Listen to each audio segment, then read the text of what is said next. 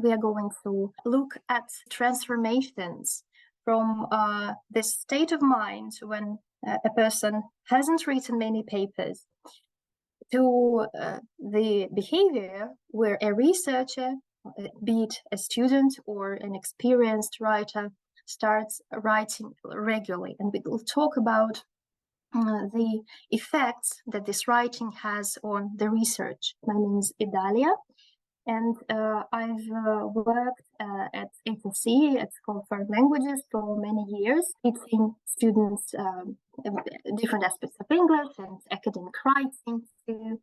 And I've actively participated in the seminars and courses at Academic Writing Center.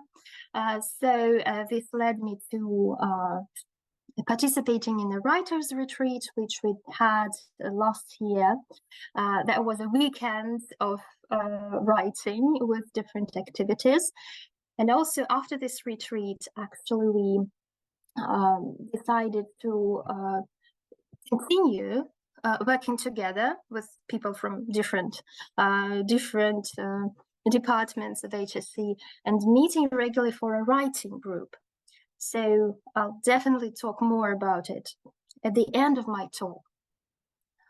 And currently I'm a researcher by grants in Institute of Linguistics and Institute of System Programming, doing linguistic research. And recently from this semester, I'm also a doctoral student at University of Eastern Finland in general linguistics. So academic writing really helps in all of these activities. What I want to do today is to invite you and maybe even be a witness in part of how an academic writing, a starting academic writing is formed and shaped.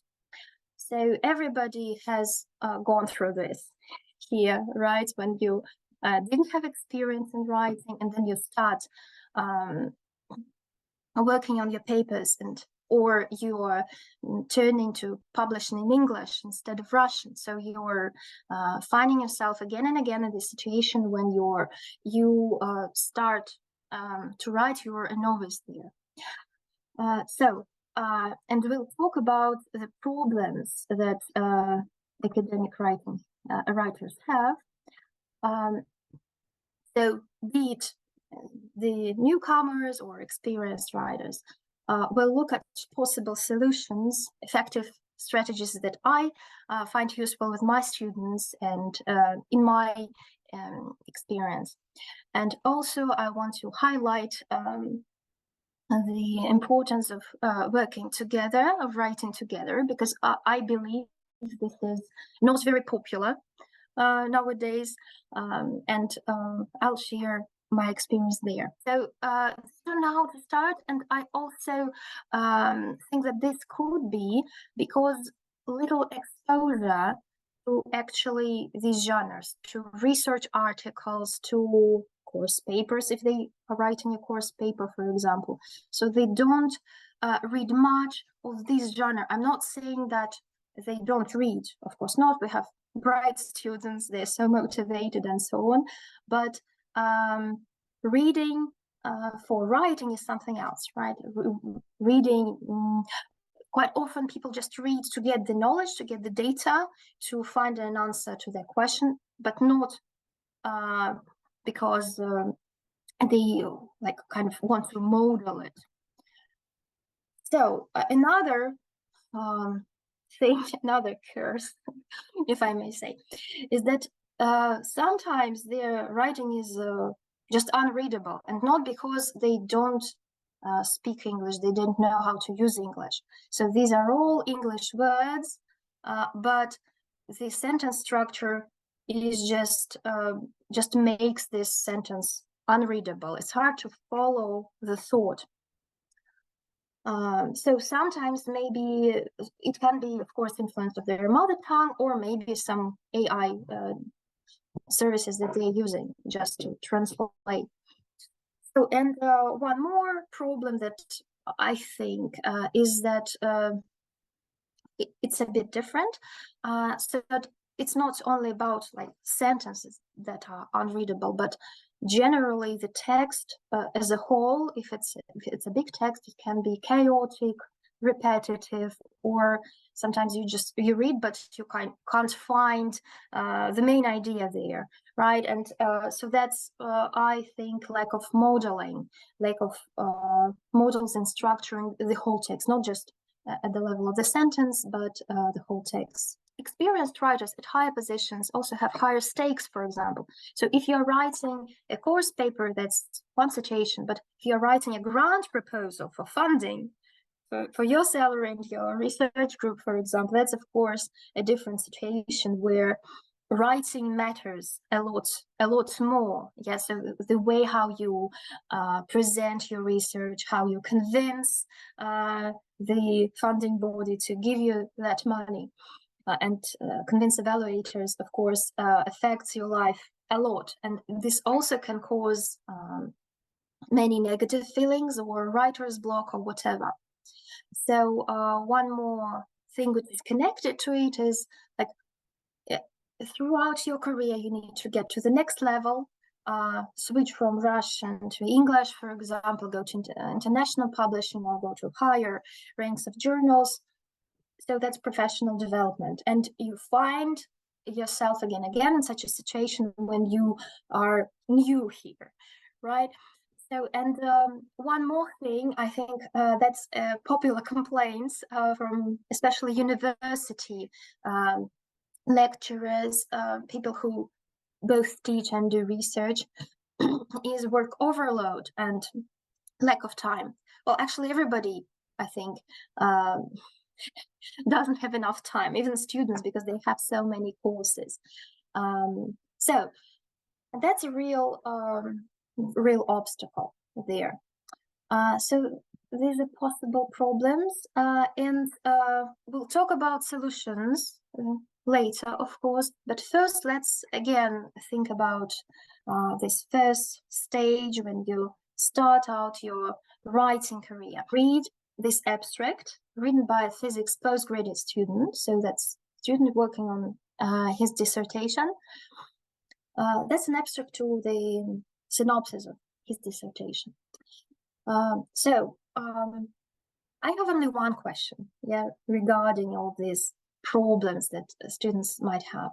So can you see structures that are typical for Russian and not English academic writing? So there could be something which maybe you would rather see in Russian academic writing, not English. Yeah, I just highlighted that's the same text. I just highlighted the sentences so that you see this separately, one after another. I just suggest that we read the first sentence together. We'll read this sentence together, and we need to see how the student presents this information. So from the very beginning, if you look at this, so we start with with a noun phrase, a two-dimensional description of what? Of the actually object that he is studying. Yeah, and there are many details with additional information about it in the magnetosphere, which contains electrons, and then there are more and more information. And then at the very end, there is finally a verb, is presented, right? So this is presented.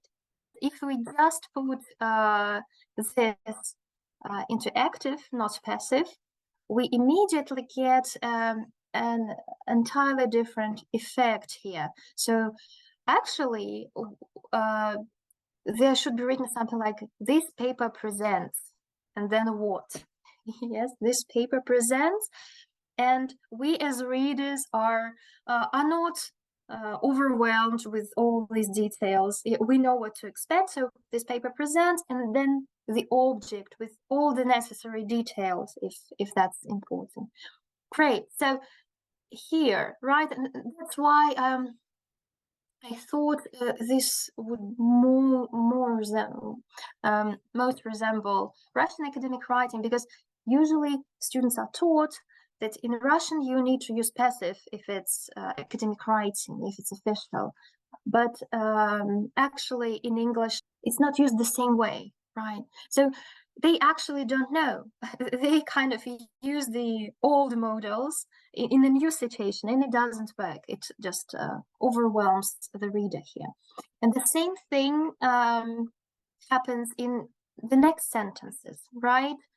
So if you look at the second sentence, which is yellow here, again, for the conditions of this, a derivation of the classical equation is brought. Well, I think that should be brought, just brought. So again, again, the same structure, which actually doesn't help us as readers, absolutely. Right.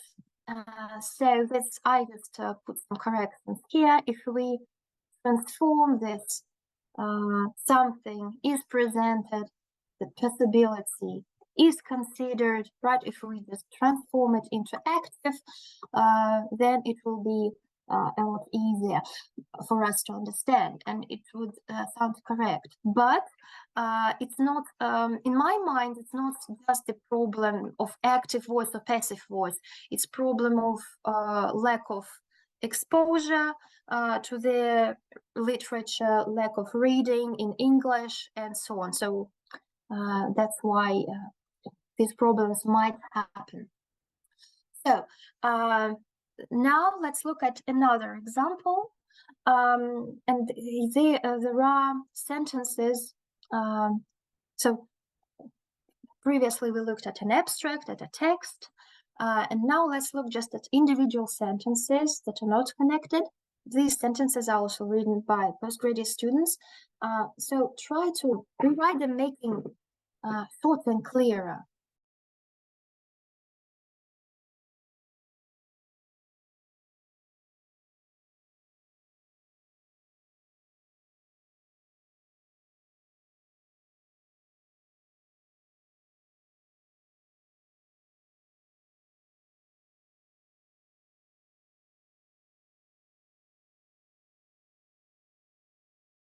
Well, we don't have, like the standard, just absolute golden standard for the length of the sentences, but this one is too long and too difficult to understand.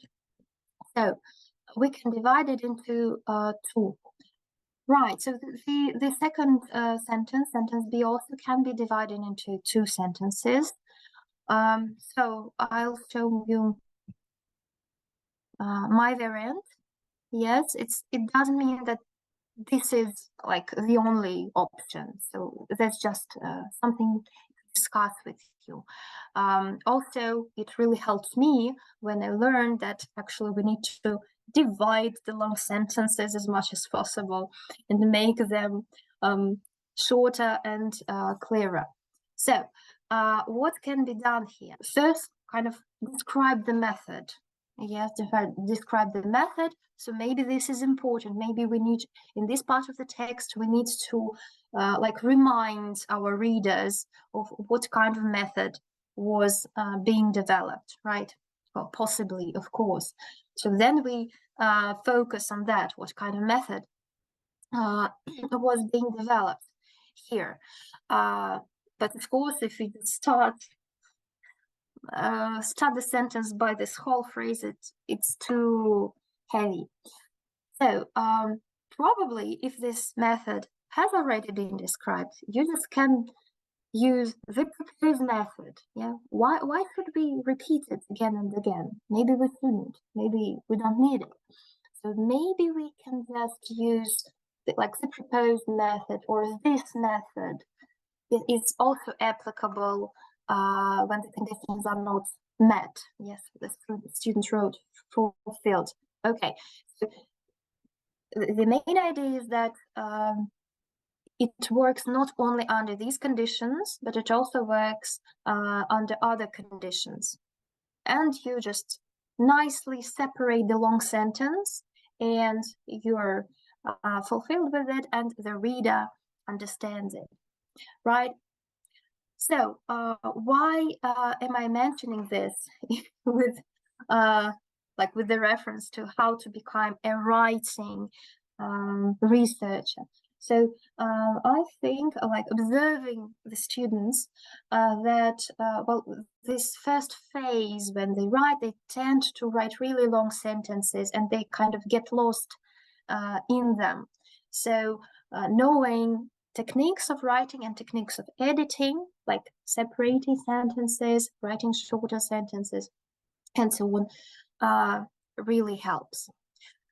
Okay, so let's move on. Well, here we can improvise, of course, but it was obviously even longer, and actually it had a list within it of 6 components, and of course it's like too much. So one of the ways to make it nicer, to make it more readable, is to divide it again, but maybe not in separate sentences, but to make a list literally. Okay, so the list is more visual and your reader is not knocked down by all this detail. Okay, and as I want to show you here, even if you don't know all the content, like you don't know everything about the student writing content-wise, you still can help your students with their writing, because some principles of academic writers just work in any discipline. I've chosen like 3 main problems here, both from new writers and experienced writers, right? And I want to talk about possible solutions. So, as we said, students haven't read a lot of research literature, you know, like as well-read people, and this also happens when you enter a new field, when you find yourself in a new paradigm and so on. So what helps is reading for writing, meaning that you read the papers in like mainstream or prestigious main journals, not just for getting the data from there, but paying attention of how they're structured, what are the conventions of this journal, of your discipline in general, because these are, of course, different from discipline to discipline. And also argumentation, making logical steps is very important here at this stage, because different traditions have like different types of argumentation. And of course, you can read more about it on the resource page of Academic Writing Center and in the blog. For me, that was a revelation, and I had to learn a lot when I learned that actually when we write in English, we tend to actually state our idea first and then prove it. Yes, because mostly in a Russian academic tradition, you kind of need to give reasons, and then lead your reader to finally accepting your conclusion or your new idea. So these kind of things are different in different settings, national cultures, international culture, and so on. So I'm not going to cover that because it's just too wide. Just wanted to highlight this for you and talk about 2 other things more. So today in the seminar, we'll talk about like the solutions of the problem of lacking of models, right? So what we can do, we can start using the offered models. I will talk about some today, but of course there are more to this. And by models, I mean the components of the whole article, right? The argumentation, how to write sections of an article, and so on. And also, finally, the common problem like not having enough time, can be solved by establishing a writing routine. This is also very individual, but it also has strategies, right? That will be the final part of our talk today. Yeah, only some examples, not everything. So let's talk about models. One of the possible and like popular models in journals nowadays is IMRAD. I think everyone, or maybe most of you, have heard of it. The IMRAD structures, which is an acronym of Introduction, Methods, or Materials and Methods, Results, and Discussion.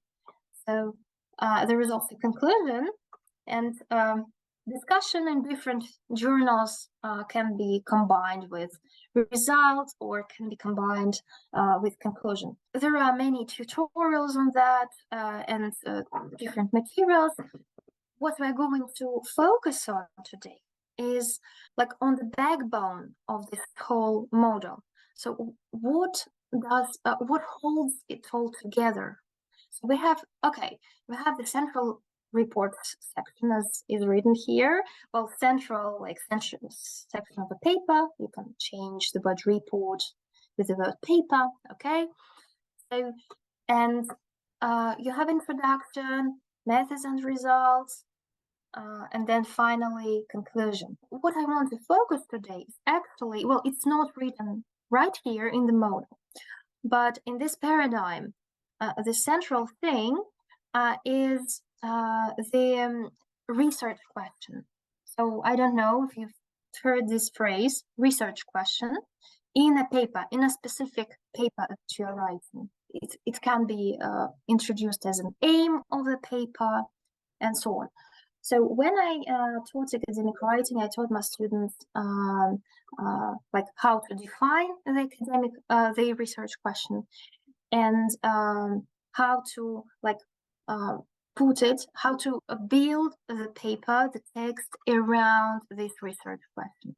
So I'll just, that was a quick intro to this. I think it's important, and I want to demonstrate it. Quite often, methods and results can be described quite well because they are very real. But introduction and conclusion are the parts that are around methods and results. Yes, and that should strengthen your claim, that should show that the work that you have done is not in vain. It's important in the field, yes, and it's important in the existing research, and it's also important for further research. It has implications. So if we look at the basic components, so to say, components of the content of the introduction and conclusion, if we compare them, we'll see that they, of course, have like different logical steps, different moves, but they are linked together with the research question. So a very, very quick tutorial on introduction, how an introduction can be right, if I summarize it in 1 minute. So basically it starts with the background in the field, why this research is important. Yes, and then you go to identifying the gap in the knowledge. All right, so because if there wasn't a gap, you wouldn't be writing that paper in the first place. And then in the gap, you are going to fill in this gap with your research and with your research question. You're asking this question, and then the methods and the results should be like the answers, because this is why you are doing this, like what you're asking. Methods are how, and the results are what you have got actually after you've done all this. And quite often, well, in some journals, or if a paper is long enough, they can be a description of the paper, what sections it has, and so on, but not always. So that's just a quick summary. Yeah, these steps can have different names, but well, from what I see, basically all the same. So in discussion and conclusion, what is the purpose of these of this section? Well, if we treat it as just one section, right? So summarizing the key results, right? You also state your contribution, so you should clearly state what you have done, yeah, what you have found, and you talk about the implications. Not always, maybe it's not required, but implications. So as we see here, and what I taught my students, to like give them this tool of, you know, writing the introduction and conclusion, not be stuck thinking about it, is that the research question is central here, and also in the contribution, in the conclusion, you state your contribution, and it should be clearly linked. So it's not only about your English. Maybe you write this in Russian, for example, right? But the research question should be clearly stated in the introduction and somehow pointed out in the conclusion. So establishing writing routine. This help us with to beat this to solve this problem of not having enough time. So I'm sure it's like you have your own ways of doing it, of creating special settings for writing, or maybe you haven't thought about it. So writing is a special activity, right, which you can, well, understand where and when you can do better. Yeah, so some people write in cafes, for example. Some people like just to write alone with like when it's silent all around and so on. So these can be some odd choices. So for example, I wrote my research proposal for my PhD studies in a pizzeria near my house, where I just ran away from my noisy family, right? And then I just so I got so used to it that just even the label of this pizza like made me want to start writing. So these can be really odd things, but if they work for you, that's great. So that's more individual aspect. I'm not going to talk much about it, but another aspect, which is, I think, underestimated really, is the social aspect of writing. When you are in the process of writing, but you are doing it with somebody else. So it can take different shapes. I'm not talking about co-authors. It's different, I think. It's a different situation. So I'm talking about like this writing time when you are writing yourself, you're working on your project, and somebody else is working on their own project. But you exchange your ideas, you talk about it. So writing with a partner, like a writing buddy, this can be your colleague, or even there is such a website, FocusMate, where you can just register for free and book appointments with book some time for appointment, and somebody else is also showing up on Zoom and or their own platform, and you set the goals for this session, 25 minutes or 50 minutes, and then you work, and then you come back together and discuss what you have done. So this really works in the situations when you find the writing, the activity when you are alone and you are just depressed to be alone in these situations, and these can really motivate. I know people who also wrote their dissertations using this tool, of course not only this one, but as a motivation tool to also look at the progress. So, and another option, another possibility is a writing group. So the idea of a writing group is actually the same as with a partner, but of course, well, it's when more than two people just have arrangements. It can be a little bit more difficult to manage, but also can be very stable. So I may mention that after a writer's retreat at HSE, we decided to continue working together, having Zoom calls, and work on our projects.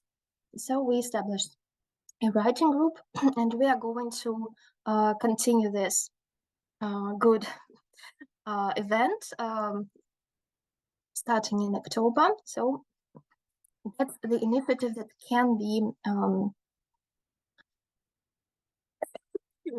you can just start it, right? You don't have any special skills, and I will tell you what to do.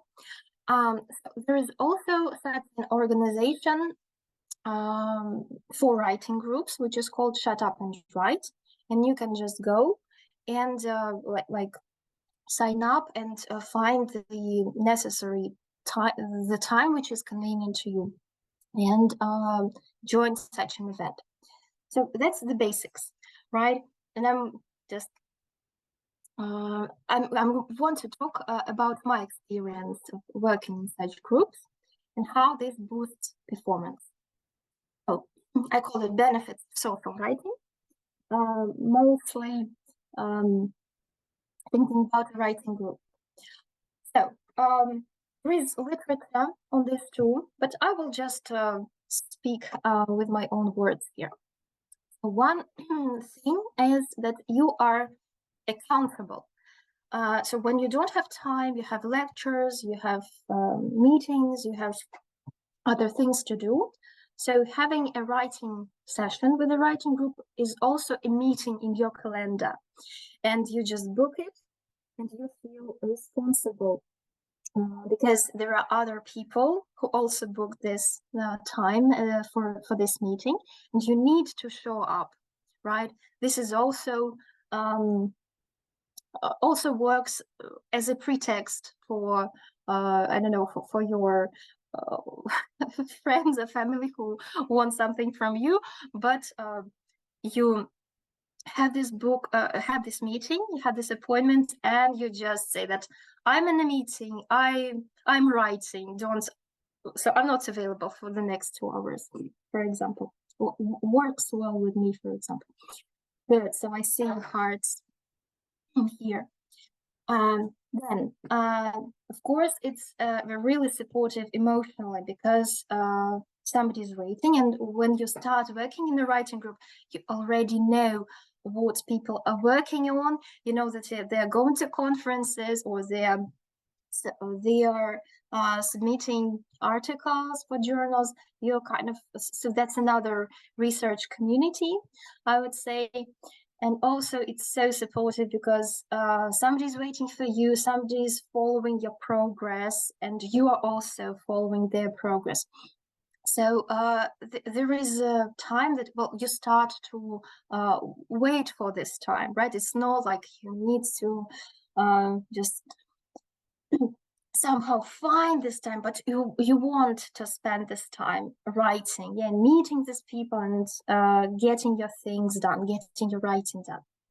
So, and also this gives you a sense of normality. Why I'm saying this is, well, not all people around us actually need to write anything, so they don't understand how this is. Yes, like you are just sitting and writing. So there are other people who also need to write, who also have deadlines, and this just supports you so well. And the problems that they're having, for example, the journal rejected the article, or they're stuck, or they just they don't know how to start, and so on. So they have the same problems. They want to do it. So okay. Also, speaking about somebody else's eyes, looking at your research. So when you are in a writing group, you actually are talking about your research too. And you need to present it to somebody else, maybe from another discipline.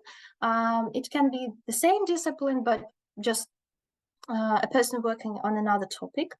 So you need to talk about it. And this is very close, I think, to what we do when we write to a journal. So we follow this process of transition into like thinking about our own research, right? Just like doing collecting data or whatever.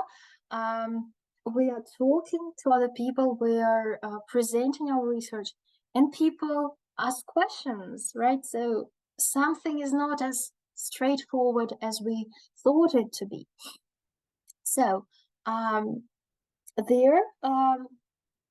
it really helps structuring ideas, structuring your text, and overall presenting your research.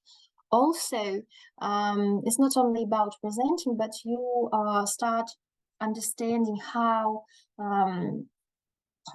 like the problems within it. So one or more pairs of eyes, extra eyes, always help.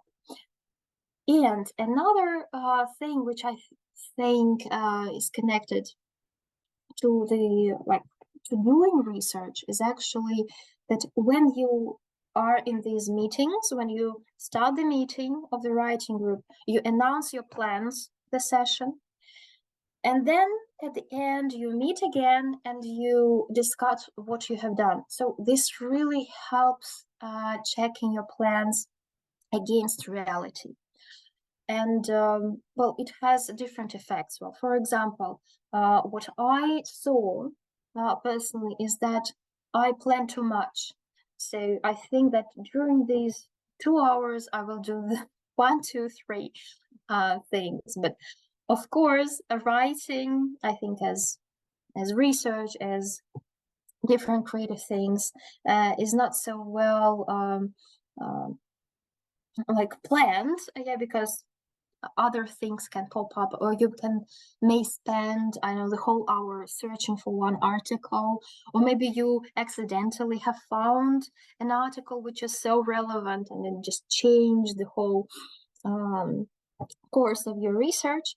So when you have such a short period of time, a session, so it can be 1 hour, 2 hours, 3 hours, so it's up to you, but you look back after this time has passed, you look back what you have done during these 3 hours, for example, and you understand like how exactly you should manage your research, how exactly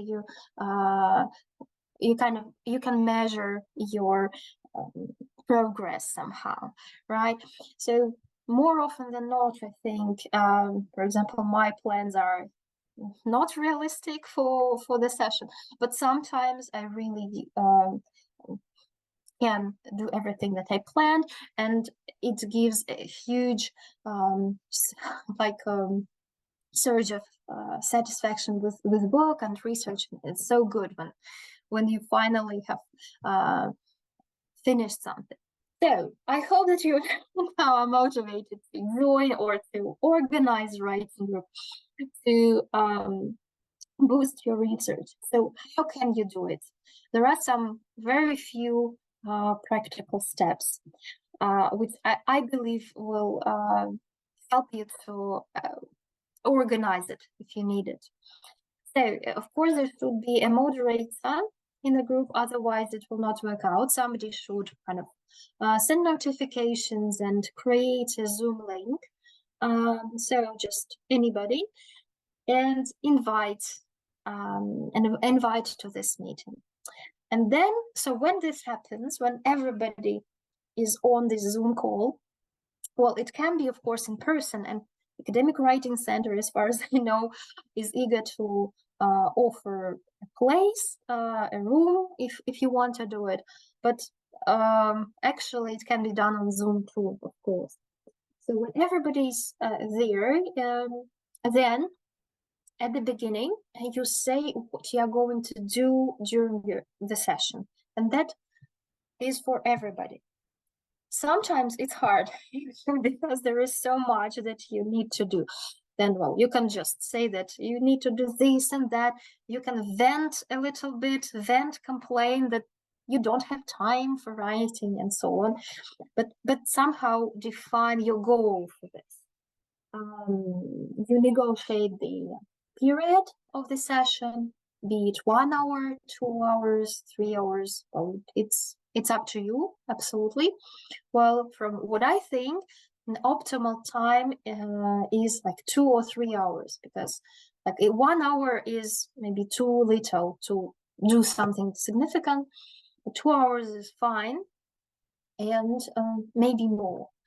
So when you've said what you're going to do, like everybody's off and writing, yeah, possibly doing other things, well, it's up to you, but the idea is that then you have your personal writing time. So social writing or writing room doesn't mean that you are physically like together writing. No, but you kind of spend this time together with other people. You know that others are writing too.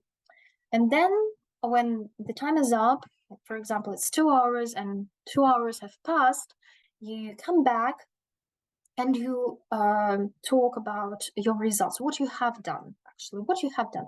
Have you managed to fulfill your plans? Have you managed to find this article or write this one paragraph that you thought you would do? So this is very important, right? So it's not just enough to kind of have a Zoom call, say what you're going to do, and then goodbye. No, it doesn't give you this sense of progress, doesn't give you a sense of support by others. So at the end, you discuss, have feedback.